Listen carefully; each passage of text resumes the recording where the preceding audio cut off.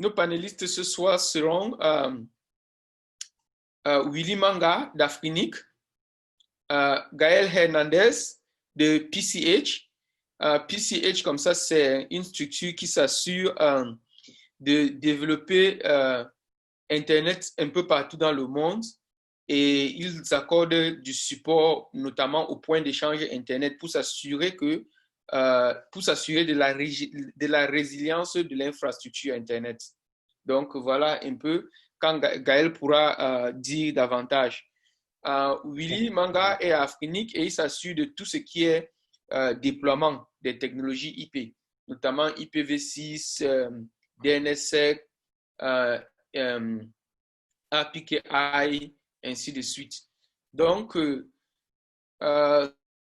ce soir, ils vont nous entretenir donc à tour de rôle sur l'infrastructure critique d'Internet. Donc, je vais passer la parole tout de suite à Willy et à Gaël. Merci Stéphane. Donc, nous signalons aussi que Stéphane fait donc effectivement partie aussi de l'équipe d'Afrinic et en charge donc des formations et du programme de certification Certi6. Bonjour Gaël. Bonjour Willy, et bonjour à tous. Soyez les bienvenus au webinaire. D'accord. OK, donc effectivement, aujourd'hui, nous allons donc parler d'infrastructures critiques de l'Internet, donc comment l'optimiser, notamment par rapport à des événements, en cas d'événements imprévus. Donc, avant de continuer déjà jusqu'ici pour vous, pendant cette pandémie, durant cette période, nous aimerions savoir en fait d'où est-ce que vous avez eu l'habitude de travailler pendant cette période. Toujours sur la même fenêtre de Menti, vous avez donc la seconde question. Donc, d'où avez-vous travaillé pendant cette période, pendant cette pandémie le plus souvent? Donc, est-ce de la maison? Est-ce à la maison parce que vous le vouliez? Est-ce à la maison parce que vous étiez obligé à cause du confinement?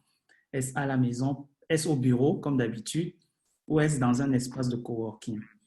Donc, pouvez-vous nous dire en fait où avez-vous travaillé pendant cette pandémie le plus souvent?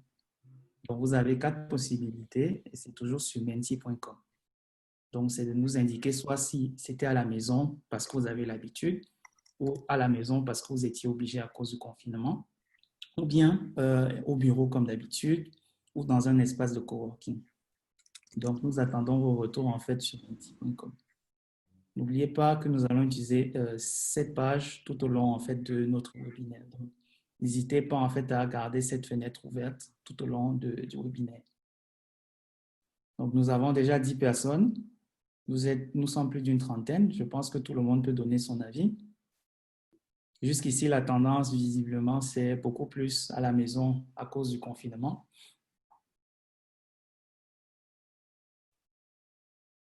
OK. J'espère qu'on pourra avoir au moins 25 personnes qui donneront leur avis.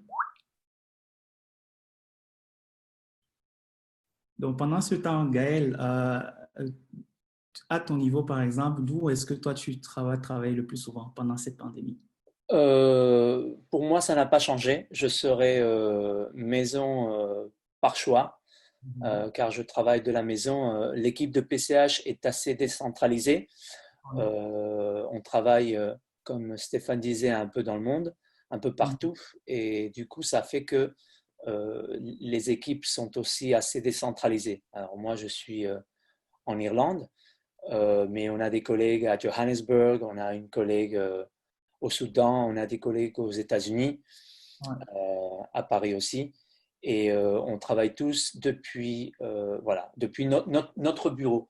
Alors du coup, ça fait que on utilise Internet comme moyen pour, pour travailler, pour communiquer. OK.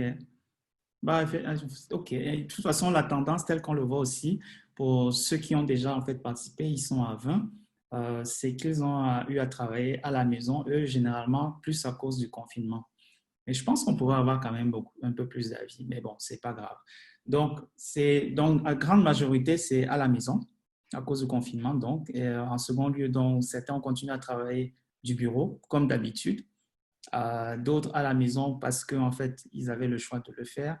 Et visiblement, aucun de nos participants, en fait, n'a eu à travailler dans un espace de coworking. OK, c'est noté. Donc, nous allons continuer donc la présentation. Donc, Gaël, en fait, avant d'entamer, est-ce que tu peux nous parler d'une histoire, raconter quelque chose, en fait, qui t'a marqué, en fait, et qui concerne un peu, qui a concerné l'impact d'une panne sur une Oui, infrastructure Internet? bien sûr, Willy. Et peut-être que ce n'est pas l'histoire la plus remarquable au monde. Il y en a beaucoup des histoires, et si vous cherchez sur Google ou sur un autre navigateur ou un moteur de recherche, vous allez en trouver plein des histoires de, de séquestre de route.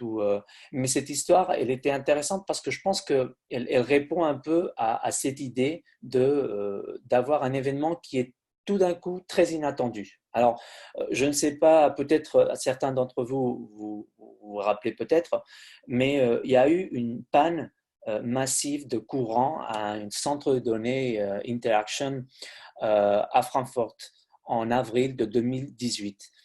Et pour les participants qui sont pas familiarisés avec Francfort et DKIX, DKIX est un point d'échange qui est à ce jour le point d'interconnexion le plus large en Europe. À ce jour, aujourd'hui, il compte avec 700-800 participants et presque 8,5 terabits par seconde de trafic échangé entre ses membres. Alors, c'est un point d'interconnexion très, très large. Et pendant la panne, en 2018, il y avait environ 600 participants. Mais le plus intéressant, je pense qu'à un moment donné, il y a une très grosse panne de courant et les routeurs connectés, ils n'ont pas été capables de transmettre les messages de mise à jour d'informations BGP. Donc, ils ont perdu la capacité de relayer le trafic. Tout d'un coup, les routeurs qui étaient connectés à travers du switch ou de l'infrastructure, non, disons, du point d'échange, ils ne savaient plus où était le prochain hop. Alors, c'est pour bien évidemment, quand tu as un tel nombre de participants et un tel nombre de trafic qui s'achemine directement entre ses membres, avoir cette coupure, ça a forcé à tous ces...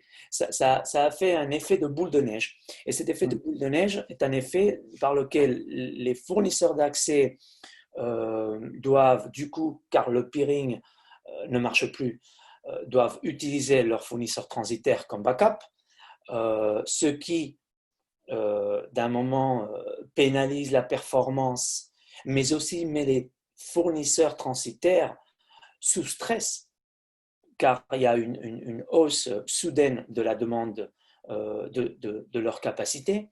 Ce qui est intéressant aussi, c'est que même les systèmes de DKIX, email inclus, ont été en panne. Alors, ceci, ça a forcé à avoir un problème de communication pour faire face à la crise, pour contacter les clients, même pour regarder dans les systèmes d'exploitation ou les systèmes d'approvisionnement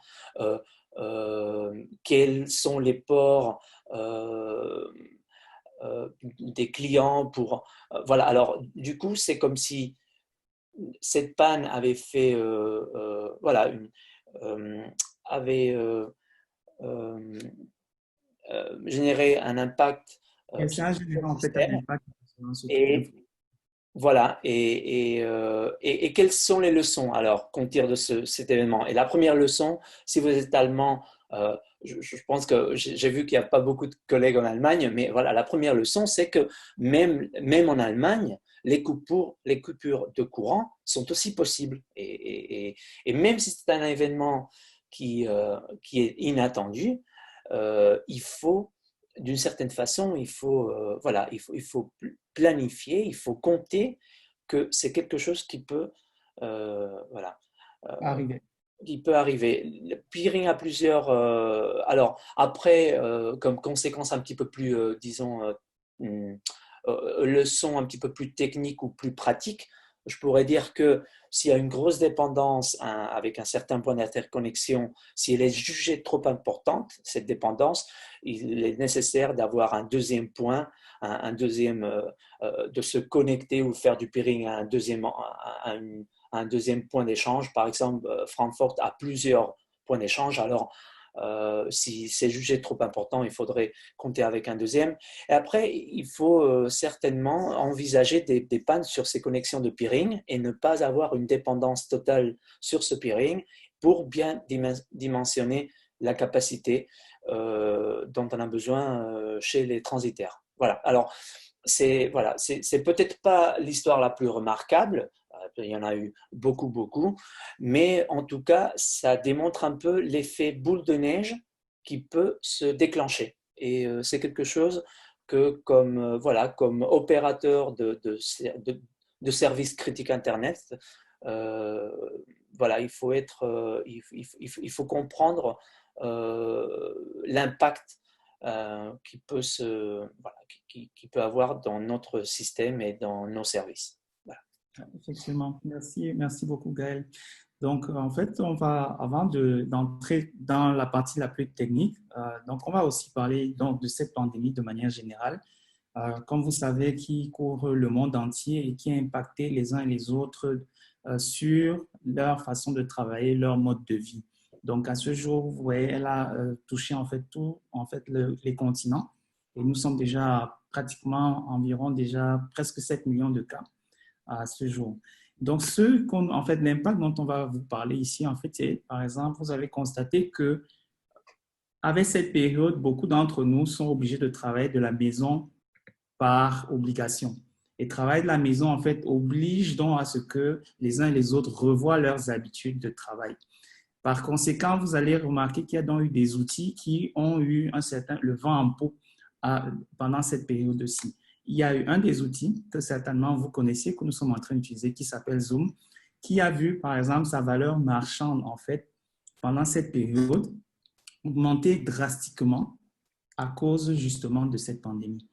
Donc, vous voyez, l'impact a eu des effets négatifs sur certains secteurs et on a eu certaines entreprises, en fait, de par leur position, de par, en fait, leur application, ont vu leurs besoins, leur usage être démultipliés, notamment justement avec cette application Zoom qui d'ailleurs, en fait, si vous allez vous regarder en fait dans leurs statistiques, vous allez remarquer que la valeur marchande de Zoom est passée pratiquement à 58 milliards à la date du 5 juin 2020. Et c'est le cas généralement de beaucoup de structures dans le domaine des technologies. Mais avant d'aller plus loin, quel type de difficultés en rapport avec l'Internet, spécifiquement par rapport avec l'Internet, avez-vous rencontré durant cette période? Donc, toujours sur Menti.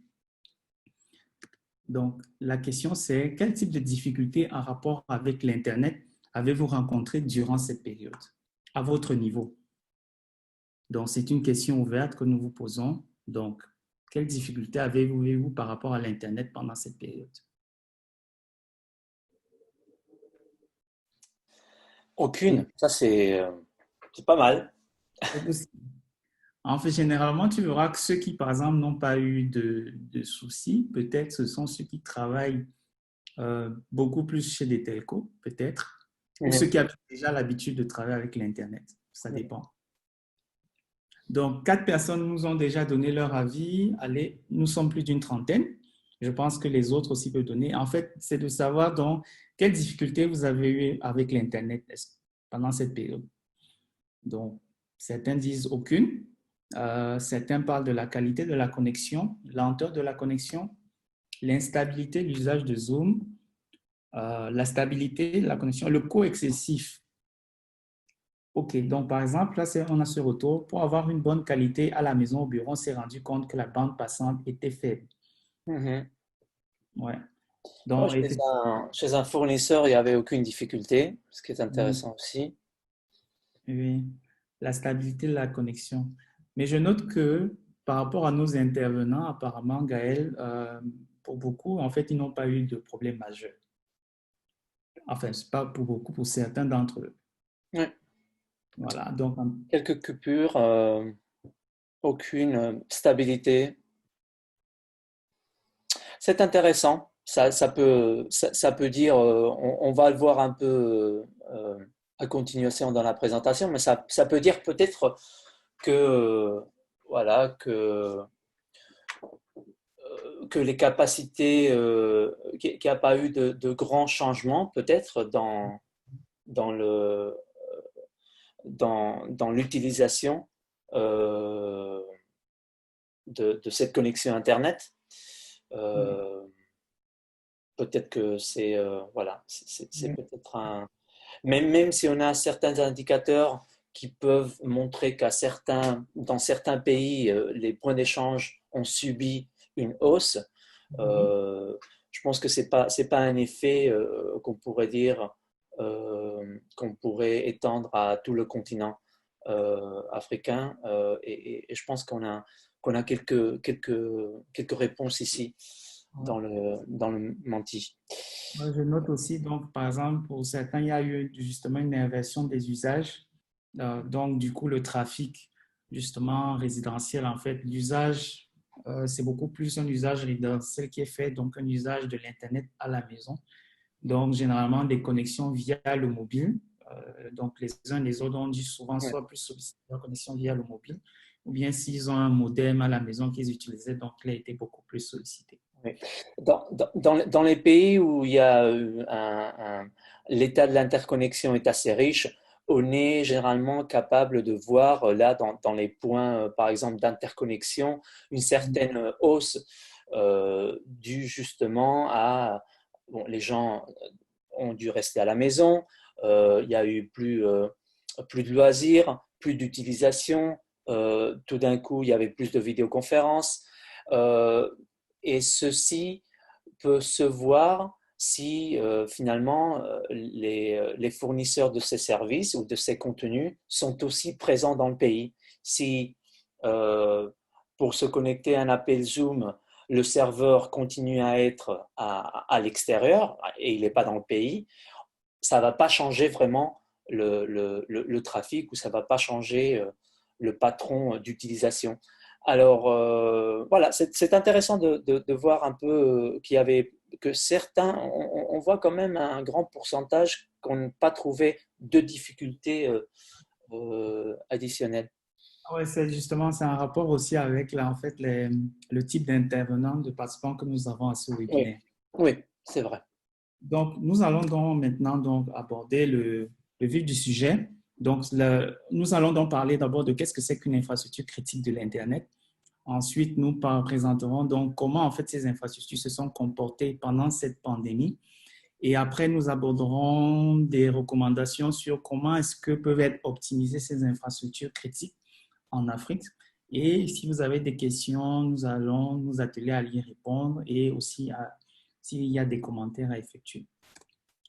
Donc déjà, qu'est-ce que c'est qu'une infrastructure? De manière générale, en fait, la définition que une des définitions qu'on peut donner sur une infrastructure, c'est un moyen par lequel en fait une économie peut créer, ensuite elle peut capitaliser et stocker de la valeur. Donc en fait, il faut déjà avoir créé quelque chose, ça peut être une ressource matérielle, immatérielle, et ensuite il faut pouvoir la capitaliser et la stocker quelque part. C'est en cela en fait, c'est une des définitions qu'on peut donner de l'infrastructure. Et justement, en matière d'infrastructure, un des secteurs qui s'est le plus remarqué, justement, c'est celui des technologies. Par exemple, vous avez dans un rapport de PricewaterhouseCoopers où sur les 10 dernières années, vous allez constater que tout ce qui est technologie, de manière générale, en fait, est propulsé en avant. Et par exemple, vous voyez sur les 10 dernières années, la valeur marchande a eu plus de 434%. Donc, c'est une évolution qui continue à se faire jusqu'au jour d'aujourd'hui. Notamment, vous avez vu, nous avons parlé par exemple du logiciel Zoom tout à l'heure, mais vous avez d'autres types d'applications de manière générale aussi dans le secteur des technologies qui se sont remarquer.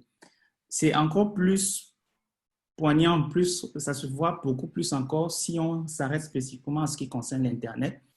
Vous voyez par exemple que sur 40 ans, l'Internet, en fait, a créé 70% des compagnies les plus riches dans le monde. Donc, en termes de valeur marchande, encore une fois.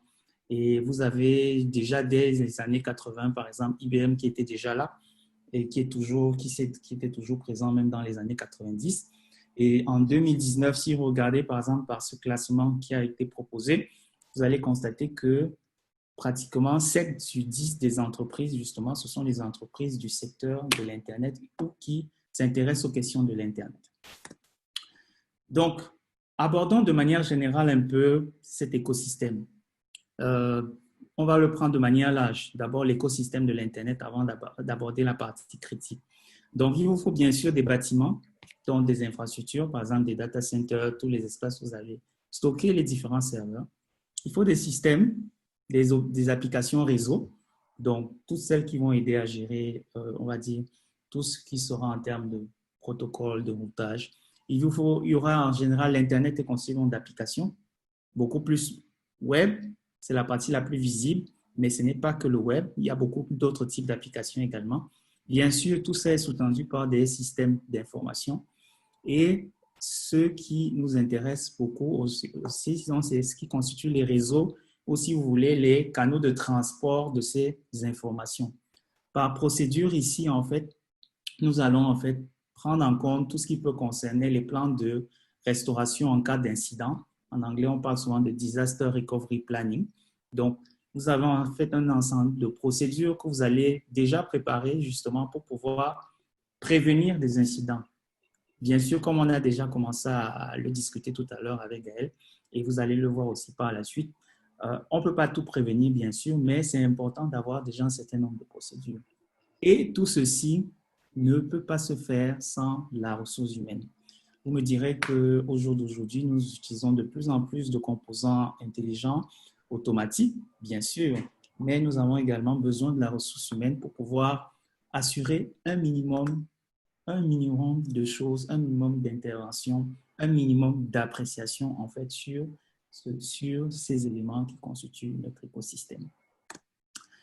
Donc, nous allons parler maintenant des éléments que nous jugeons critiques en matière d'infrastructure Internet.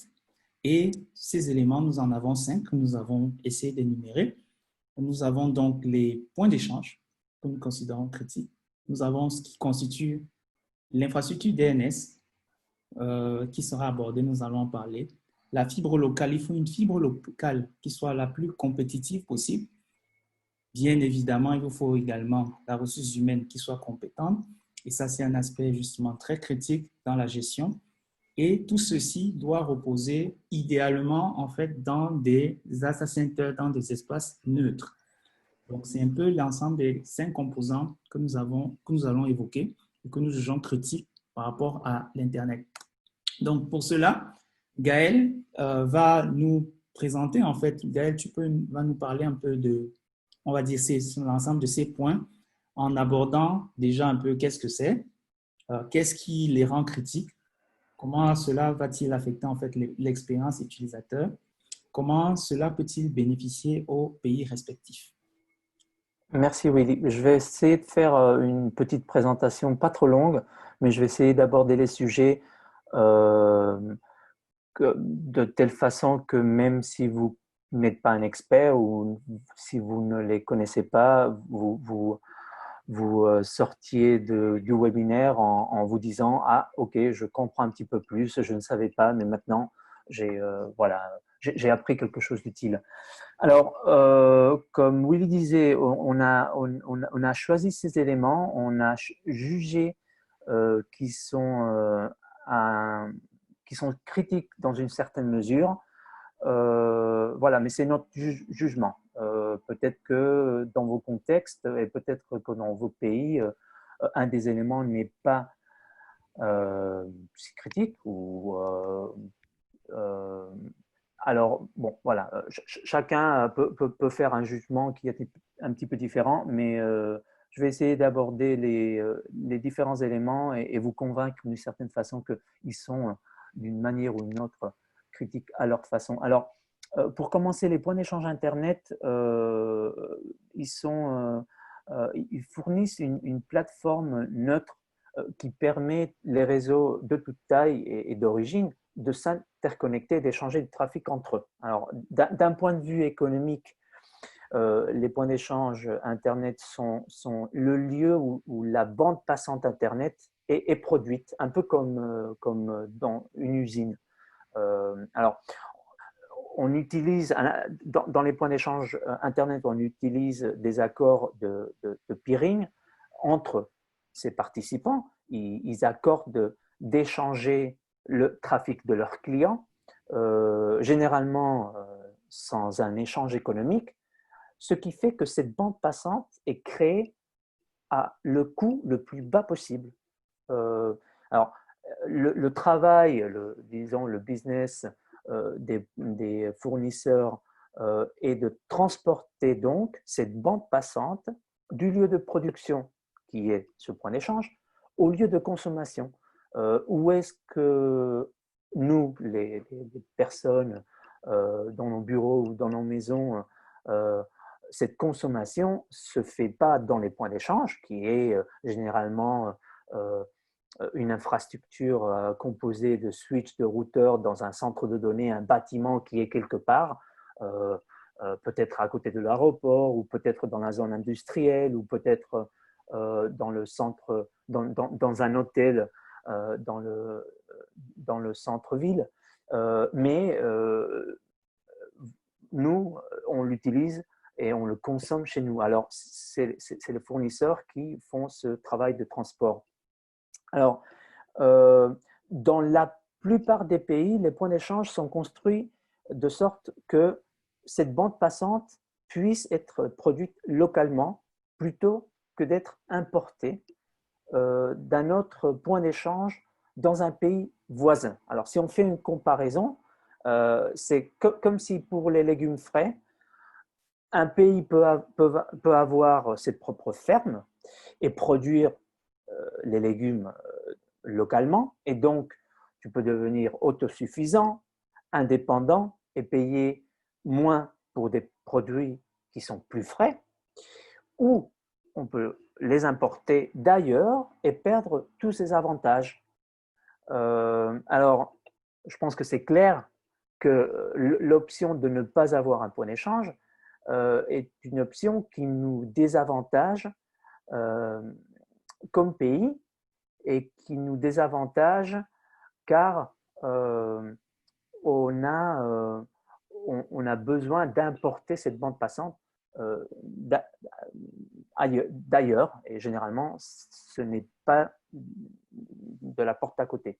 Alors, la création des échanges Internet apporte de nombreux avantages, et ça accroît l'accessibilité du haut débit, car cette bande passante qui était autrefois importée, elle est désormais produite et consommée localement. Alors, la réduction de la distance entre la production et la consommation réduit également le coût de la livraison. Alors, voilà, il y a une relation entre les offres que nous, utilisateurs, consommateurs, de bande passante à la maison d'Internet, on reçoit dans nos forfaits, et le type de connexion de haut débit et d'interconnexion que les fournisseurs peuvent faire dans ces points d'échange. Alors, il y a une relation qui est directe. Il y a aussi, bien évidemment, il y a aussi des améliorations en termes de stabilité et de résilience de l'interconnexion, car il n'y a plus de chemin direct entre les réseaux. Et ça, c'est aussi très important. Si je passe au prochain élément, l'infrastructure DNS, pour ceux qui ne connaissent pas, le DNS, c'est l'acronyme de le système de nom de domaine, et c'est un grand annuaire. Pensez à un annuaire téléphonique, mais c'est un annuaire qui traduit les noms de domaines, comme par exemple www.afrinic.net, à son adresse IP. Alors, c'est une couche logique qui est nécessaire et qui est critique. Sans cette couche, quand nous tapons, et on le fait beaucoup, on tape une adresse, soit nous, soit notre ordinateur fait une requête, car il y a par exemple une mise à jour du système d'exploitation, on a besoin de traduire ce nom de domaine. Alors, le système DNS est un système décentralisé, il est hiérarchique, et la stabilité, la fiabilité de ce système dépend de la disponibilité de plusieurs de ces éléments critiques. Willy va en parler un petit peu après. Et l'idée, c'est que dans chaque pays doit avoir certains de ces éléments. Alors, pour nous, par exemple, à PCH, nous exploitons un réseau d'infrastructures neutres qui héberge plusieurs de ces serveurs de nom autoritaires et récursifs. Pour nous, on a l'impression que l'ensemble minimal de services recommandés pour la résolution et qui connectés au point d'échange, c'est une très bonne solution de les avoir connectés au point d'échange. Comme ça, tous les acteurs peuvent avoir accès. Avoir des serveurs racines, les serveurs aussi de premier niveau du code pays. Alors, chaque fois qu'on fait une résolution, on peut avoir cette résolution de façon locale. Et des serveurs aussi de domaines génériques les plus utilisés comme .com, .net, .org. Comme ça, on favorise et disons la stabilité et disons ça va plus vite et ça reste local, ce qui est très intéressant. Comme Willy disait, pardon Willy, tu disais quelque chose? Non, vas-y, tu continues. Vas-y, Okay. continue. Je vais aller un petit peu plus vite pour le reste d'éléments, comme ça, pour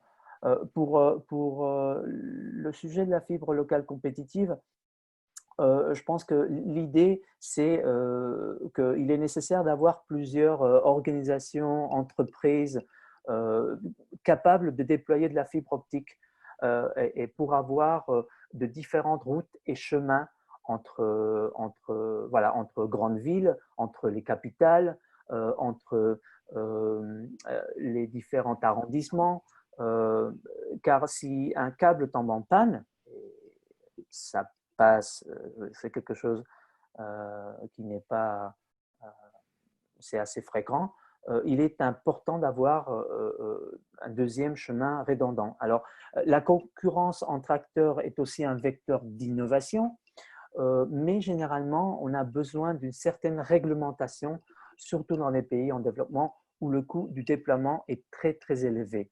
Alors, sur ce sujet, je vous invite un peu à regarder littérature sur l'idée de la réglementation accès ouvert, alors open access en anglais, et c'est une réglementation qui permet que même le fournisseur de services, disons, majoritaire ou qui est très bien installé dans le pays, permettent à d'autres fournisseurs minoritaires avoir accès à certaines parties de son réseau.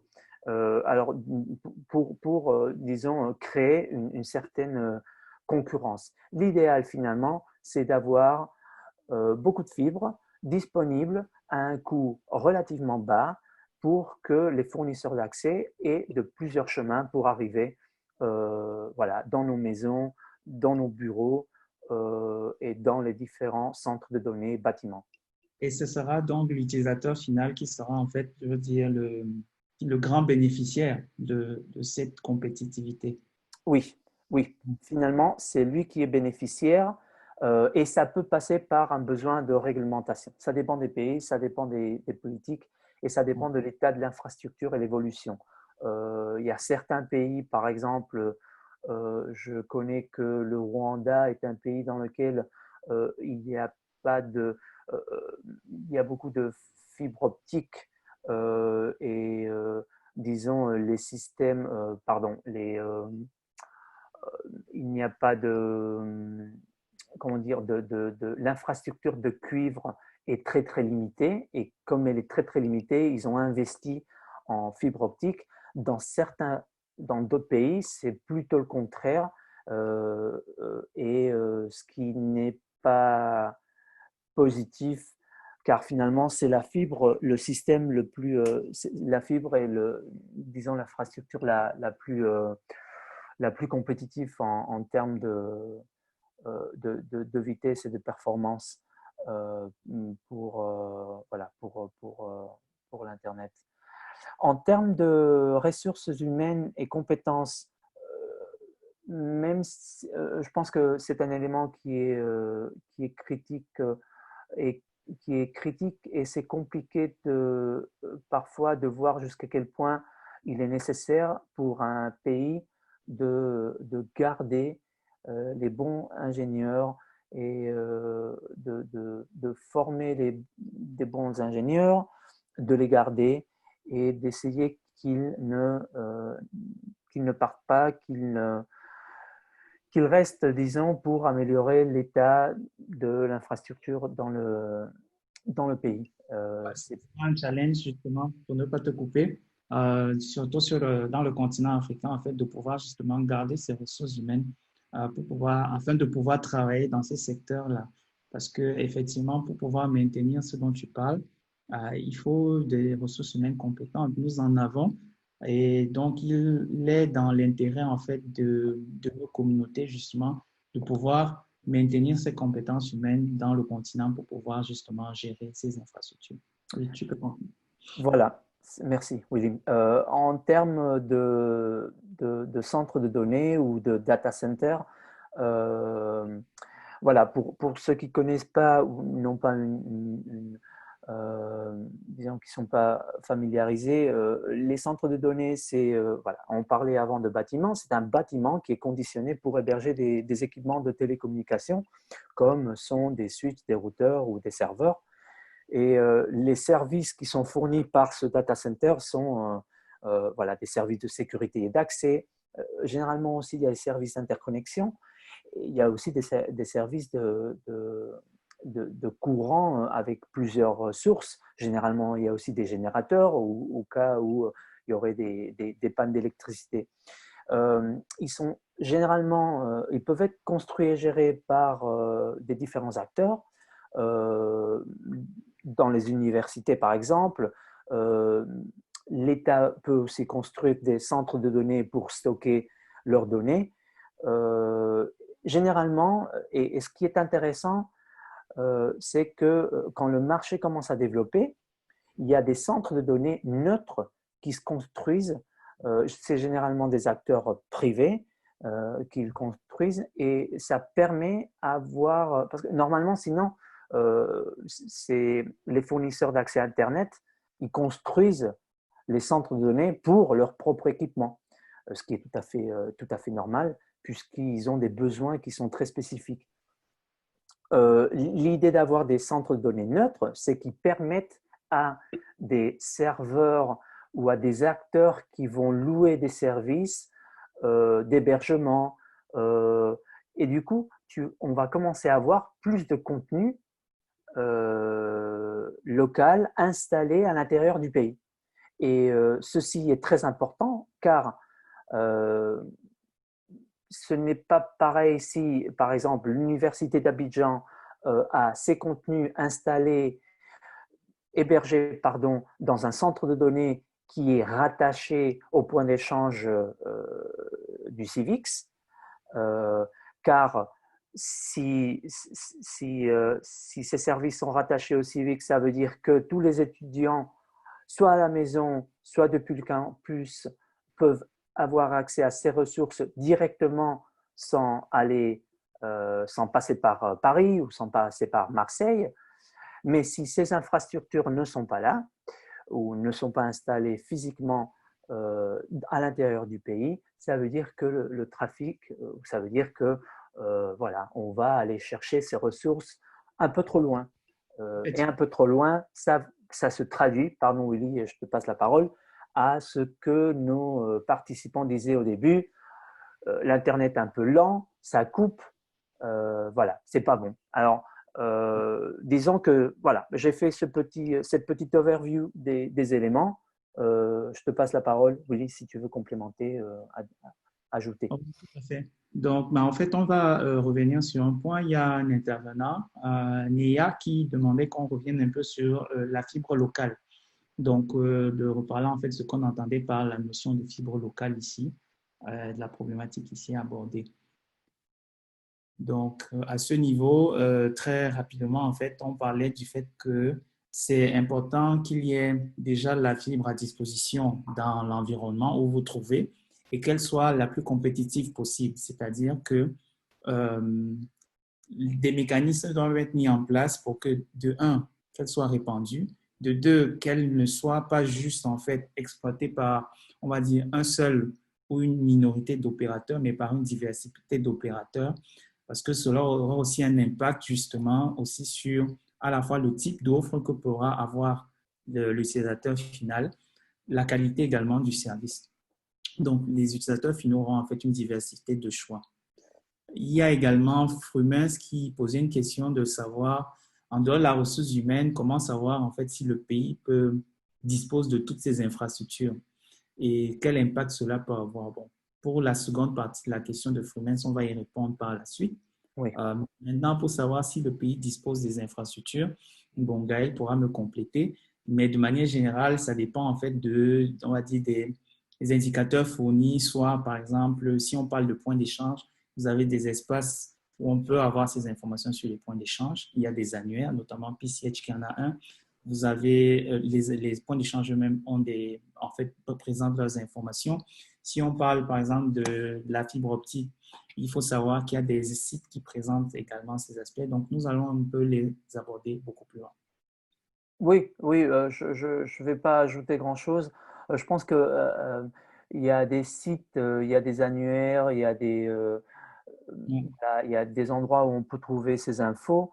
Après, voilà, si on veut avoir de l'information à jour et la plus exacte possible, il faut essayer de parler avec les acteurs qui, qui travaillent avec ces sujets tous les jours. Alors, les fournisseurs d'accès Internet vont être, sont les meilleurs positionnés pour parler de ce qui est, par exemple, infrastructure DNS ou fibre locale compétitive ou les points d'échange. Ils vont être capables de… Ils connaissent, c'est leur métier, et ils connaissent quelle est la situation locale et les contraintes sur lesquelles ils travaillent. Mais en façon générale ou en manière générale, pour faire de la recherche ou pour s'informer, oui, il y a des sites, des infos publiques. Ouais, tout à fait. Merci Gaël. Donc, nous allons vous poser une question à nouveau. À quel point, en fait, l'infrastructure réseau de votre organisation est-elle optimisée de votre point de vue? À quel point l'infrastructure réseau de votre organisation est-elle optimisée? Donc, nous revenons sur Menti. C'est la prochaine question. Donc, à quel point l'infrastructure réseau de votre organisation est-elle optimisée? Une question pour réveiller la salle. J'espère que tout le monde nous suit. Donc, vous avez une question que nous vous adressons. Plusieurs points. Donc, de manière générale, c'est de savoir en fait à quel point dans votre infrastructure réseau est-elle optimisée de votre point de vue. De la gauche vers la droite, plus à la gauche signifie généralement que ce n'est pas optimisé. Plus vers la droite signifie que le critère en question, de votre point de vue, est largement ou suffisamment pris en compte.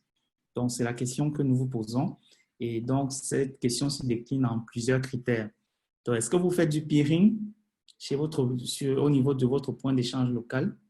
Est-ce que la plupart de votre trafic DNS se résout localement dans le pays? Est-ce que votre site web ou les services sont-ils hébergés localement? Est-ce que vous avez toute l'expertise qu'il vous faut pour gérer votre réseau? Est-ce que vous avez des facilités de connexion en fibre optique auprès du point d'échange, c'est-à-dire pour vous rattacher au point d'échange? Est-ce que le coût d'accès de manière générale à la fibre optique est-il accessible? Donc, c'est la question que nous vous posons et nous attendons vos avis. Donc, à quel point, en fait, l'infrastructure réseau de votre organisation est-elle optimisée?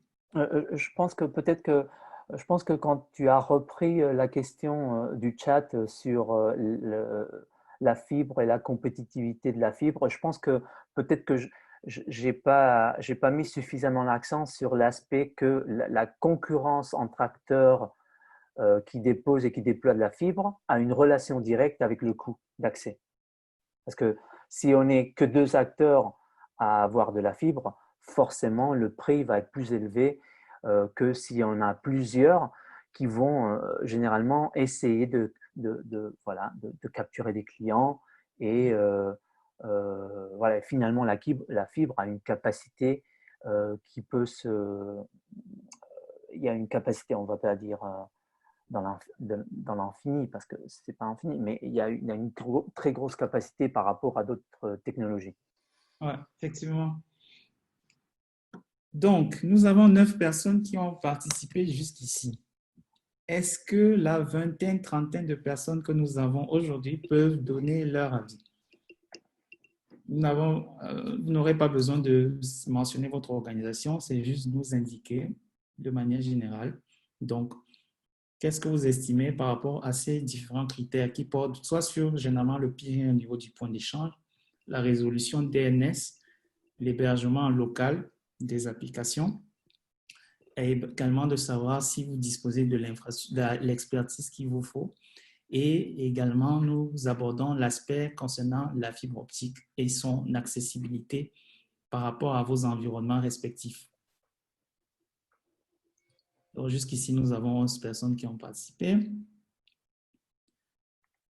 Donc, sur les 11 personnes qui ont participé, la moitié, en fait, déjà disent que, bon, c'est moins de la moitié maintenant, font du peering au niveau de leur point d'échange. Un peu plus de la moitié est sûr que son trafic DNS se résout localement dans le pays. Je pense que ça peut être un peu plus OK.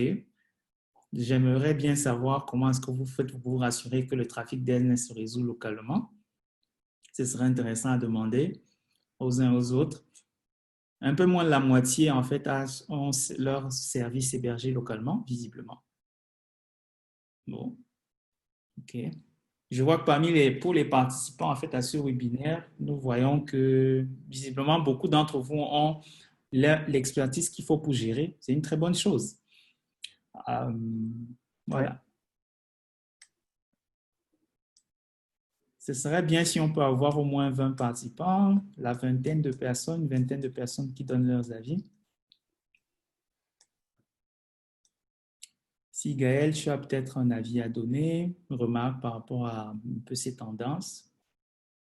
Oui, il est intéressant de voir que les participants pensent avoir toute l'expertise, ou au moins c'est la réponse la plus élevée, d'avoir toute l'expertise qu'il faut pour gérer le réseau. Et je trouve ça excellent. Je trouve ça excellent. Il faudrait explorer un peu dans quel état ils sont et quelles sont voilà, leurs idées et quelles sont les expertises qu'ils ont à l'intérieur de leur organisation. Ouais, si tu te souviens justement aussi au début du webinaire, quand on posait la question de savoir s'ils avaient des difficultés, beaucoup ont répondu aucune. Ouais. Donc, peut-être par rapport justement aux participants, ce sont en fait des personnes qui sont un peu beaucoup plus… En tout cas, ce qu'on voit, c'est qu'on peut faire des améliorations par rapport au pairing local. Hein. Ouais. Ce chiffre pourrait augmenter. Et je peux dire déjà que quand on va parler des recommandations, c'est une grosse recommandation. Il faut comprendre que faire du peering en local, c'est quelque chose qui devrait être assuré de façon pas automatique, mais qu'il faut vraiment réfléchir car ça fait partie des recommandations basiques pour améliorer la stabilité du réseau et c'est comme ça que c'est un des meilleurs choix pour avoir une infrastructure plus stable et une offre de service meilleure. Okay. Oui. Donc, OK. On note donc aussi le critère le plus bas ici, en fait, c'est au niveau de la résolution DNS. Oui. Donc, pour les participants, en fait, un peu moins de la moitié ont leur trafic DNS qui se résout localement. Donc, ça, en fait, ça, ça dénote, en fait, de quelque chose qui peut justement être optimisé. Oui, ça peut toujours s'optimiser et il serait intéressant de savoir de quels pays sont les participants qui ont répondu du moins pour essayer de voir dans quelle mesure on pourrait améliorer cette situation. Tout à fait. Nous Mm. allons continuer donc avec notre présentation, notre échange aujourd'hui. Donc, nous allons donc en fait parler un peu de comment est-ce que se sont comportées ces infrastructures durant cette pandémie. C'est juste on va dire, une revue globale, non exhaustive, mais par rapport à certains des éléments. Euh, Déjà, il faut savoir, certains d'entre vous déjà, vous le savez certainement, en fait, l'ensemble des réseaux repose donc sur une infrastructure physique. L'un des aspects les plus importants, on en a parlé, c'est la fibre optique. Et sur la fibre optique, vous avez en fait la fibre optique, bien sûr, qui parcourt l'ensemble des océans, mais de plus en plus aussi, vous avez la fibre optique qui parcourt le continent africain, on va dire l'interland, dans l'intérieur des terres. Et c'est une bonne chose, en fait, de se rendre compte que progressivement, en fait, vous allez voir, par exemple, ici sur cette carte, que de plus en plus, on est en train de mettre en place des réseaux de fibre optique au sein des terres. Donc, tout le réseau en rouge, par exemple, sur ce graphique, vous présente ce qui est fait actuellement. Vous constatez, par exemple, qu'au niveau de la République démocratique du Congo, il y a beaucoup de travaux qui sont en cours. Vous notez, par exemple, qu'il y a une fibre qui, en fait, existe déjà, qui parcourt de l'Est à l'Ouest au niveau de l'Afrique centrale en passant par le Tchad, ce qui est une très, très bonne chose. De manière générale, en fait, la fibre optique pendant cette période, à ce niveau, il y a souvent eu des coupures, mais elles n'ont pas impacté, on va dire, l'ensemble des pays de la même façon. Avant d'aller plus loin, une autre question pour vous, et ça, en fait, on va voir, en fait, si vous le connaissez. Combien y a-t-il d'opérateurs de la racine DNS? D'après vous, combien y a-t-il d'opérateurs de la racine DNS? Donc, c'est une question que nous allons vous poser. Donc, on attend déjà que tout le monde d'abord soit présent sur Menti. Ça va être très rapide. Donc, combien y a-t-il d'opérateurs de la zone DNS? Nous avons 16 personnes qui sont déjà là. Alors, Allez. alors il faut expliquer que voilà, le DNS, si on prend par exemple www.afrinic.net, quand on parle de la racine DNS, la racine DNS est, c'est là où on a l'indication de où sont les serveurs qui vont traduire le point net dans ce cas-ci, dans ce cas-là. Hein? Donc, la question, c'est donc, ouais, effectivement, la question, c'est donc, combien y a-t-il d'opérateurs? Est-ce 13, 1084 ou 12? Il vous reste 8 secondes pour participer. Combien y a-t-il d'opérateurs? Allez.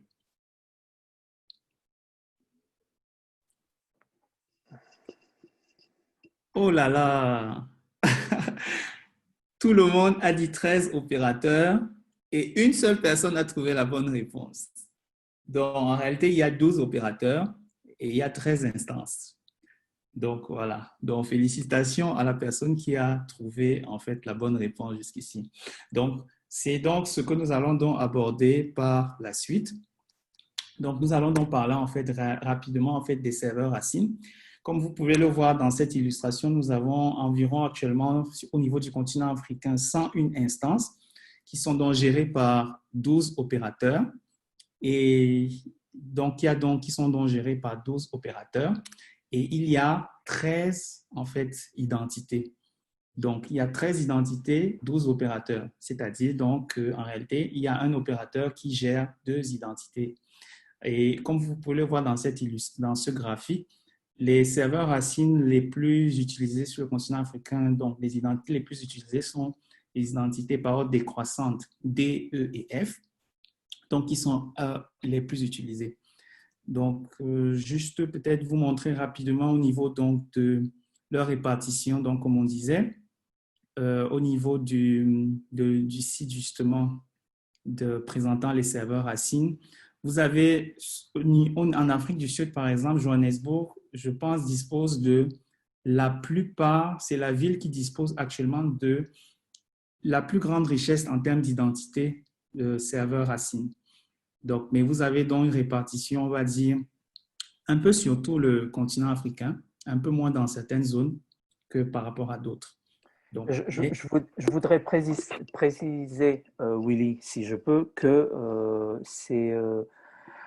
ces serveurs racines, ils sont généralement hébergés près ou très très près des points d'échange, justement parce que c'est les points d'échange là où tous les opérateurs ou les réseaux ouais, se connectent. Alors, on va voir généralement, il y a certains cas où peut-être il y a des serveurs racines à l'intérieur des fournisseurs, peut-être des grands fournisseurs, ça peut être le cas, mais, le choix des opérateurs est généralement de s'installer là où ils peuvent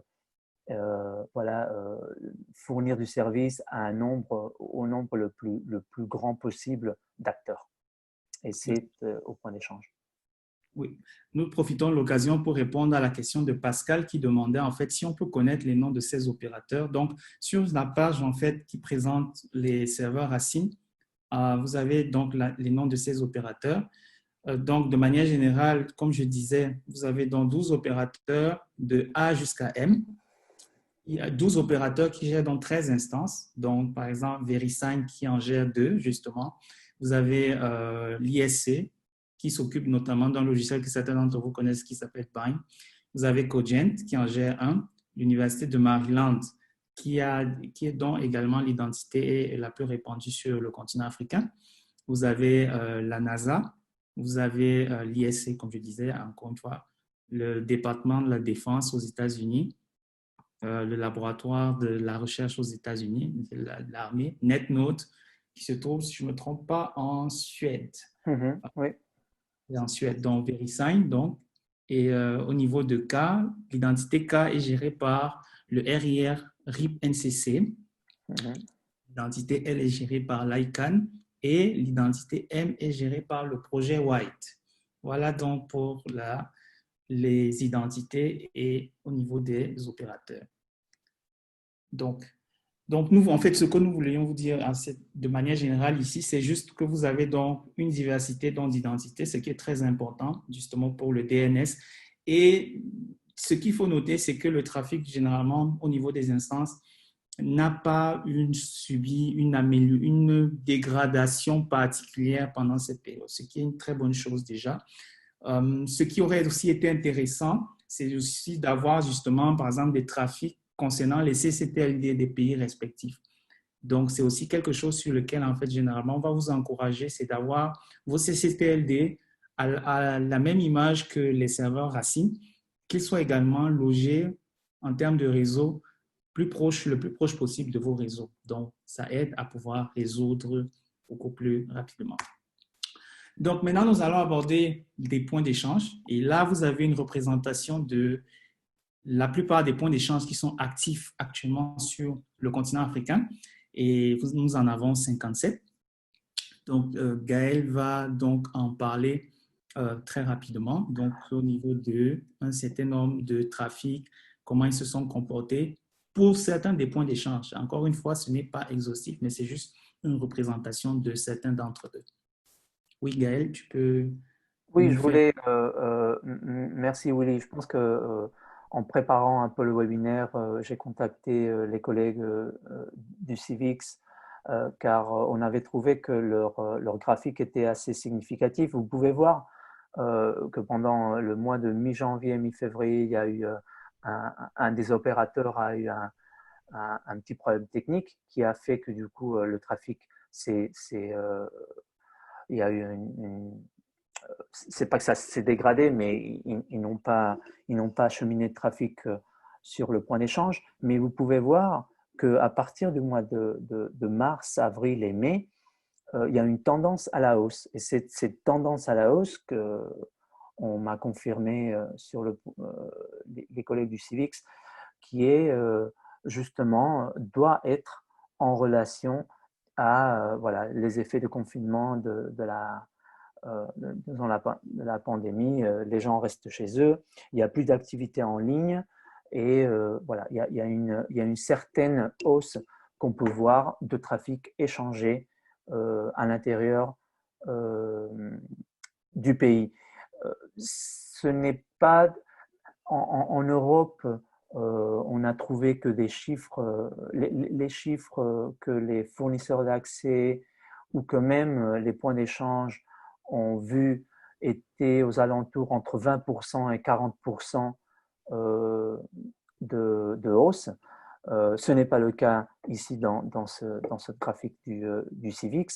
Et je pense qu'il y a d'autres raisons par lesquelles, dans le continent africain, il y a eu, ou peut-être, on ne devrait peut-être pas parler du continent africain, mais peut-être certains pays où ça s'est comporté d'une façon différente. Finalement, chaque pays a des éléments d'infrastructure qui sont différents. Il faut analyser un peu cas par cas. Aussi, l'interconnexion est assez différente par rapport à l'interconnexion, le niveau d'interconnexion en Europe. Comme vous pouvez voir, on a ajouté aussi les graphes de points d'échange au Togo, au Gabon et en Égypte.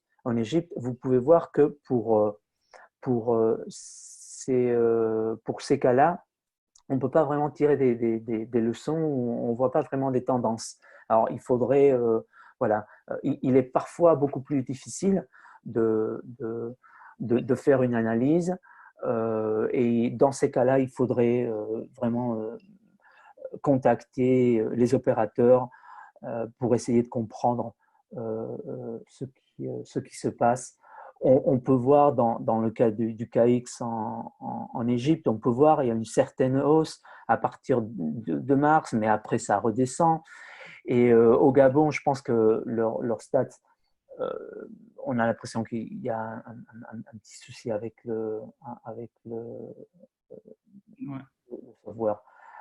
Mais bon, tout ça pour dire un peu que certains pays où il y a des infrastructures voilà, qui permettent l'interconnexion des réseaux ont subi une certaine hausse qui répond à ce change de comportement des utilisateurs de l'Internet. Est-ce qu'il y a eu une dégradation, comme on entendait parmi vous? Certains d'entre vous, vous avez vécu cette dégradation. Est-ce que cette dégradation est due seulement aux effets de la pandémie, que vous avez beaucoup plus parmi vous, vous étiez à la maison et vous utilisiez des services que finalement étaient voilà, accès à contenu qui n'était pas logé à l'intérieur du pays? C'est peut-être le cas.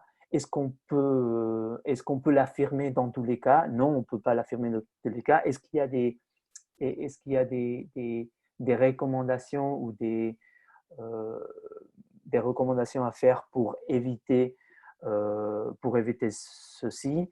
Oui, il y en a et on va en parler dans les prochaines slides. Justement, juste pour terminer sur ce point, indiquer que dans certains pays, en fait, l'usage du point d'échange a changé en fonction du type de membres parfois qu'ils avaient. C'est-à-dire, dans le webinaire que nous avons eu en anglais, les intervenants, par exemple, on a eu à présenter les statistiques, par exemple, du point d'échange, notamment en Ouganda. Et ils se sont rendus compte que le trafic avait diminué. Et un des intervenants, en fait, dans le chat, nous avait dit que le trafic a diminué parce que les personnes maintenant sont reparties en zone rurale dans leur pays. Et par rapport à l'Ouganda, en fait, le point d'échange, en fait, n'a pas de point de présence généralement dans les zones rurales. Du coup, son trafic avait baissé. Ça a été constaté aussi dans certains autres points d'échange. lorsque généralement, on va dire, les membres qui se connectaient dans ce point d'échange étaient beaucoup plus peut-être des banques ou parfois certains types d'entreprises, et à ce moment, uniquement des entreprises. Donc, à ce moment, le trafic qui était consacré à tout ce qui est activité, on va dire, à caractère commercial, justement, entre entreprises, entre elles, a diminué parce que les entreprises, souvent, n'avaient pas la même infrastructure pour leurs employés lorsqu'ils sont à la maison que lorsqu'ils étaient au bureau. Donc, pour certains points d'échange, souvent, le trafic a diminué. Et la réalité est que parfois, dans certains pays où, par exemple, les gens sont restés à la maison et ils utilisaient du 4G ou du 3G en mobile, il est fort probable que tout ce trafic généré de plus n'aille pas au point d'échange parce qu'il est acheminé directement par ce fournisseur de façon directe sans être partagé, car ce n'est pas du contenu qui est logé dans le pays. Il faut comprendre que si le contenu n'est pas logé ou hébergé à l'intérieur du pays, le contenu, le trafic va sortir toujours du pays. Alors, c'est pour ça que c'est important de comprendre que les points d'échange permettent d'avoir cette infrastructure dans lesquelles du contenu peut s'installer et peut être livré de façon directe et locale aux utilisateurs. Tout à fait. Donc, nous allons en fait aborder rapidement aussi comment est-ce qu'on peut améliorer, optimiser. C'est juste quelques, on va dire, recommandations par rapport à l'ensemble de ces points. Et à ce niveau, en fait, une des choses que nous pouvons vous dire, c'est que de manière générale, il faut essayer de prévenir autant que possible. C'est-à-dire, bien sûr, on ne peut pas prévoir tout ce qui peut arriver, mais autant que possible, il faut prévoir. C'est-à-dire que ce soit en termes d'infrastructures physiques, infrastructures immatérielles, type d'équipement, en termes également de type d'équipement, en termes de procédures de régulation, il faut le plus possible, en fait, vous arranger à pouvoir disposer du nécessaire, de telle sorte que lorsque ce qui n'est pas prévu ou un incident arrive, que vous ne soyez pas totalement impacté dans le mauvais sens. On l'a vu en fait au début que certaines entreprises en matière de télécom, d'Internet, en fait, ont vu leurs besoins exploser. Bien sûr, ça a été, on va dire, pour ces entreprises dans le bon sens, mais il faut aussi voir que d'autres entreprises, peut-être qui n'avaient pas pris en compte ce type de changement ou bien qui n'avaient pas suffisamment, en fait, réuni certaines choses, ont été impactées négativement. Il faut diversifier les acteurs, bien sûr, car par rapport aux différents éléments abordés, c'est important de ne pas avoir un seul type d'acteur, par exemple, un seul type de point d'échange ou un seul point d'échange. Par rapport au DNS, vous l'avez vu concernant la racine, c'est important, par exemple, vous avez vu la racine DNS, par exemple, se découpe en plusieurs identités. Cela est très important en termes de résilience. Donc, la diversification va aussi entrer en compte, par exemple, pour les opérateurs en termes de fibres. Il faut que le plus ait accès à la fibre. La compétition en soi n'est pas une mauvaise chose. Il faut bien comprendre ici. C'est-à-dire que la compétition permet en fait de pouvoir améliorer l'écosystème d'une manière générale. La décentralisation est le cœur de l'Internet. Lorsque vous avez compris comment fonctionne l'Internet depuis ses prémices dans les années 70 à ce jour, vous allez réaliser que ce qui fait sa force, c'est qu'il a été et il est décentralisé. Et pour qu'il puisse rester suffisamment résilient, c'est important qu'il soit décentralisé. La fédération vient à côté, dans le sens où la décentralisation permet que chacun puisse être autonome. La fédération fait en sorte que les uns et les autres maintenant puissent mettre en commun des ressources sans forcément avoir à dépendre des uns et des autres. Le peering, Gaël reviendra également là-dessus, c'est un élément très important. Il faut qu'il y ait le plus de peering possible. On peut également parler de régulation parce que parfois dans certains pays, la régulation aiderait à pouvoir avoir un peu plus de peering, un peu plus d'interconnexion entre les différents acteurs. Oui, Gaël, donc je pense que tu avais également des recommandations à faire à ce niveau. Oui, j'ai des recommandations, mais je dois dire que tu as assez bien illustré quelques aspects. Je veux ajouter par exemple quelque chose que je sais que on avait discuté quand on avait préparé la session. Je pense que, et tu n'as pas abordé de façon directe, Je pense que dans ce cas des événements qui sont totalement inattendus comme celui-ci et qui nous poussent dans des contextes où voilà, on ne sait pas comment réagir, il est très important d'avoir une bonne coordination et une réponse entre acteurs qui soient être coordonnés. Ce qui veut dire, c'est qu'entre les pouvoirs publics, fournisseurs d'accès Internet, autres acteurs, data centers, il est important d'avoir certains mécanismes de coordination, voire des cellules de crise, voire disons, de la gestion de risque qui se fait au préalable pour justement pouvoir aborder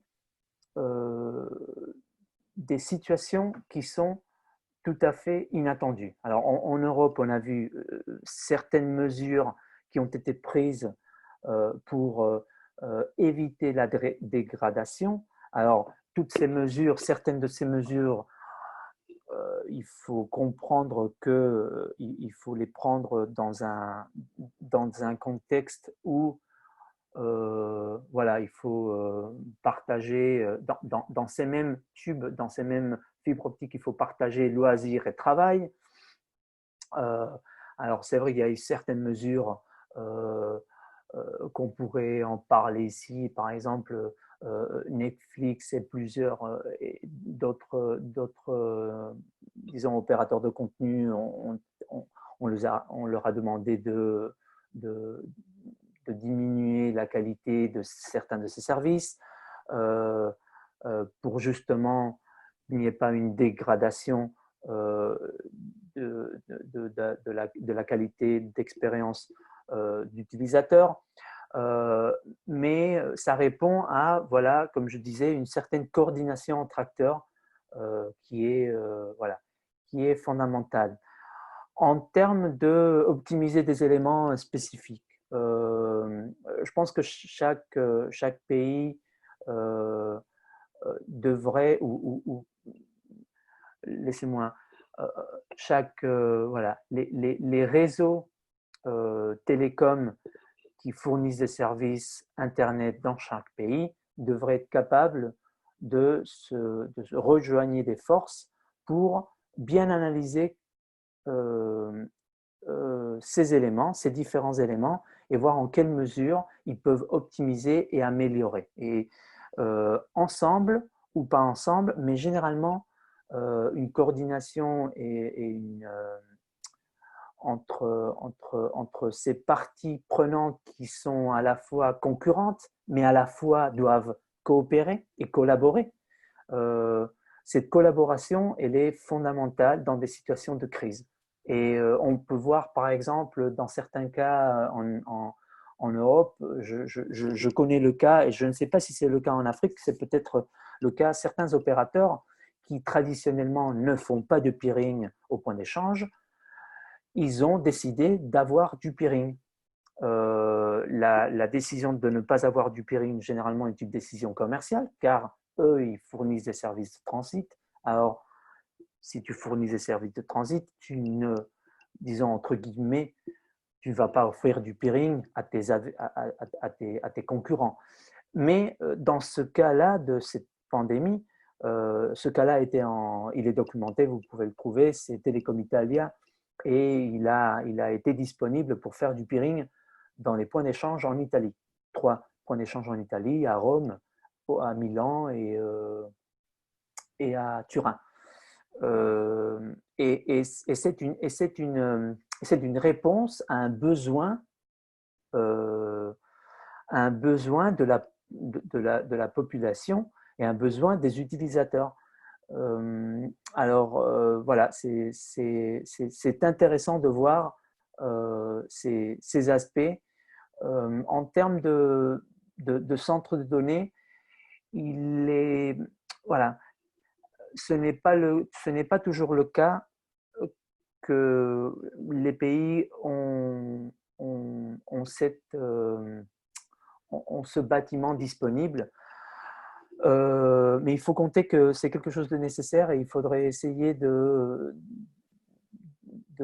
d'avoir cette infrastructure car c'est une façon dans laquelle les pouvoirs publics peuvent appuyer le développement du secteur de l'Internet dans le pays. Il y a plusieurs façons d'appuyer ce n'est pas seulement en construisant le bâtiment eux-mêmes, mais ça peut être plusieurs parties engagées avec des acteurs privés pour voir comment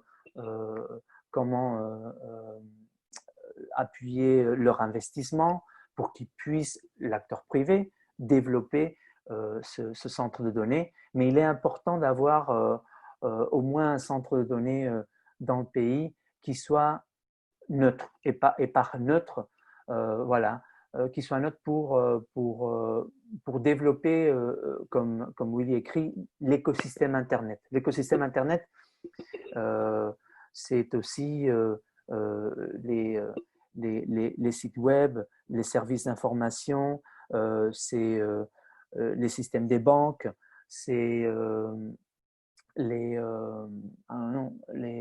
pour les universités, les Moodle et les systèmes d'apprentissage en ligne. Ce sont tous ces aspects et s'ils peuvent être hébergés dans le pays, quand il y a des situations inattendues, inespérées comme cette pandémie, on optimise et on est plus préparé pour faire face à ces événements. Sinon, je pense que infrastructure DNS, tu en as déjà parlé. Le but, améliorer est être capable de faire un bon audit et de comprendre quelles sont les racines qu'on compte dans le pays ou combien de est-ce que mon registre, le CCTLD, est-ce qu'il est installé, est-ce qu'on a accès à l'intérieur du pays? Voilà, il y a certains éléments qu'on peut optimiser avec un bon audit pour comprendre et développer dans ce côté, dans ces côtés-là. Ouais. Oui, tout à fait. Merci Gaël. Donc, comme tu l'as indiqué, en fait, ce que nous voudrons donc, pour terminer là-dessus, indiquer aux participants, c'est que le plus important, en fait, c'est vous avez, on va dire, tous ces critères, tous ces axes, et autant que possible, essayer de développer au moins un des axes et non pas un seul, bien sûr. Parce que c'est justement le développement de tous ces axes qui vous permet d'avoir un écosystème qui soit le plus résilient possible et par rapport à l'Internet, en fait, que vous puissiez bénéficier et offrir le meilleur que vous puissiez avoir de l'Internet. Donc, pour terminer, une dernière question pour vous. Donc, c'est de citer, par rapport à votre contexte, une chose que vous pourriez faire dans les semaines à venir pour optimiser votre infrastructure en cas d'événement imprévu. Donc, c'est la dernière question que nous avons au niveau de notre mentee. C'est donc de citer une seule chose que vous pourriez faire dans les semaines à venir pour optimiser votre infrastructure en cas d'événement imprévu. Dernière question à votre endroit. Qu'est-ce que vous pourriez faire dans les semaines à venir pour optimiser votre infrastructure?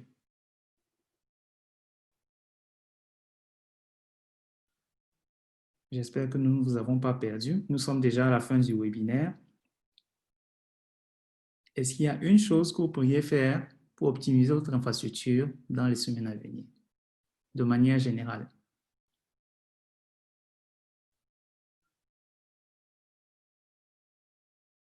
OK. Vérifier la liste des moyens de contact. Ah oui, ça c'est une bonne chose. Il faut pouvoir justement être sûr de pouvoir contacter ses collègues. Parfois, ça n'a l'air de rien, mais c'est important. Oui, c'est une bonne action. Est-ce que nous avons encore notre quarantaine de participants? OK. Certains parlent de... OK, ça c'est pour le Burkina Faso, je crois. Augmenter la capacité de la liaison vers le point d'échange.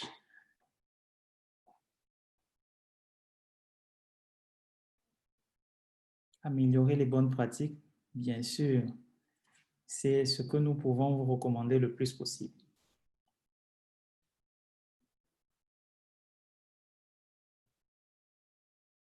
OK, si personne n'a participé jusqu'ici, d'accord. OK, pendant ce temps, nous allons peut-être répondre à la question de Frumens. Frumens posait une question, est-ce que le fait d'avoir des points d'échange dans un pays peut être à la base de la baisse du coût de la bande passante ou c'est juste pour fluidifier le trafic? Gaël, tu as un élément de réponse? Oui, oui, tout à fait. Ça fait partie des besoins et ça fait partie des façons où tu peux avoir du haut débit à moins prix, à un prix plus bas. C'est absolument. Euh, Au fait, il faut le repenser à l'envers. L'absence de points d'échange fait que toute la communication entre deux fournisseurs d'accès dans le même pays se fait à l'extérieur, car il n'y a pas de façon directe, à travers d'un point d'échange, d'échanger du trafic. Alors, il est absolument nécessaire, car une fois que le point d'échange est là, le point d'échange est justement, c'est seulement voilà, un switch dans lequel les deux fournisseurs vont se connecter. Une fois que le switch est là, tu peux augmenter le débit de ta connexion vers le point d'échange et ce débit, tu peux l'incrémenter, tu peux l'augmenter par rapport à tes besoins. Alors, une fois que tu as de plus en plus de clients, tu peux augmenter ton débit et tu peux partager ce débit entre tes clients. Alors, c'est absolument nécessaire et c'est un débit et par rapport au coût du… alors la difficulté, c'est qu'on a besoin… La difficulté est d'avoir des contenus qui soient logés à l'intérieur du pays. Et c'est là où il y a plus de difficultés dans le continent africain, même si ça s'est beaucoup amélioré et même si, par exemple, il y a des programmes, des CDN et des opérateurs de contenu comme Google, Amazon, Microsoft, Netflix, Facebook, qui installent des caches dans les pays et à l'intérieur des points d'échange.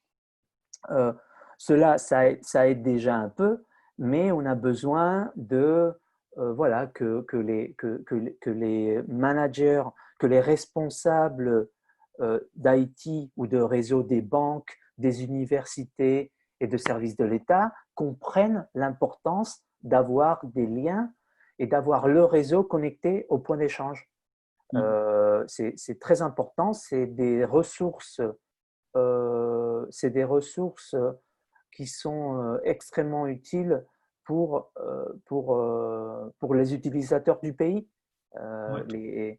Et, et c'est les utilisateurs d'Internet de ce pays qui vont tirer les plus grands bénéfices. Ouais, tout à fait. Et pour terminer là-dessus aussi, juste pour justement l'intention des participants, vous pouvez aussi vous demander, mais quel est l'intérêt d'avoir du point d'échange si en fait je peux me connecter directement en fait avec l'autre fournisseur. N'oubliez pas que par exemple, au plus vous aurez, l'idéal bien sûr c'est de s'interconnecter avec l'ensemble des autres réseaux. Mais dites-vous bien que si vous devez réaliser vous-même physiquement cette liaison, prenons un exemple, si vous êtes déjà, disons, 10 opérateurs dans le réseau, 10 numéros de système autonome. Donc, il faut que chacun, en fait, s'interconnecte avec les 9 autres. Vous voyez que s'il vous faut réaliser vous-même l'infrastructure physique pour vous connecter, ça revient cher. Donc, c'est aussi pour expliquer justement pourquoi est-ce qu'on utilise, en quoi justement les points d'échange interviennent, c'est que ça vous simplifie l'infrastructure physique que vous devez mettre en place si jamais vous deviez vous interconnecter avec l'ensemble des autres opérateurs. Donc, nous allons terminer là-dessus, à moins que vous ayez d'autres questions. Nous vous remercions d'avoir participé à ce webinaire. Au niveau d'Afrinic, pour ceux qui sont intéressés ou qui souhaitent être assistés dans leurs questions de déploiement, vous avez l'adresse de notre formulaire auquel vous pouvez toujours répondre. si vous avez besoin d'assistance dans vos questions de déploiement. Donc, nous vous remercions encore une fois d'avoir participé aujourd'hui. Nous remercions Gaël de PCH d'avoir également… Avec plaisir, merci de m'inviter. C'était, voilà, j'espère si vous avez, si des participants ont des questions, n'hésitez pas à aller en ligne. Vous pouvez me trouver Gaël à pch.net ou sur notre site web. Et voilà, on est là pour appuyer vos besoins. Ouais, tout à fait. Et nous clôturons donc ce webinaire pour aujourd'hui. Et nous vous donnons rendez-vous donc pour nos prochains webinaires. Dans nos listes de diffusion, vous aurez des informations. Est-ce que nous avons d'autres questions? Non, je ne pense pas. OK. Donc, encore une fois, merci d'avoir participé. Ah, OK. Juste une question rapidement. La question de Mouktar qui demande quelle est la différence entre un point d'échange et Internet. Internet, c'est l'ensemble de réseaux interconnectés. Et un point d'échange, c'est une infrastructure physique qui permet d'interconnecter des réseaux, on va dire localement. Et en termes au niveau, on va dire, du niveau 2. Donc, un peu, il faut le voir comme un switch. Donc, c'est un dispositif qui permet d'interconnecter les réseaux, entre guillemets, localement. Et l'Internet, c'est maintenant un ensemble de réseaux interconnectés qui ne sont pas juste dans un pays, mais tous l'ensemble de réseaux interconnectés que vous pouvez avoir dans le monde entier. Donc, merci. Sur ce, nous clôturons ce webinaire et nous vous donnons rendez-vous pour d'autres webinaires. Stéphane? Merci à tous. Merci, Au revoir. merci et à la prochaine.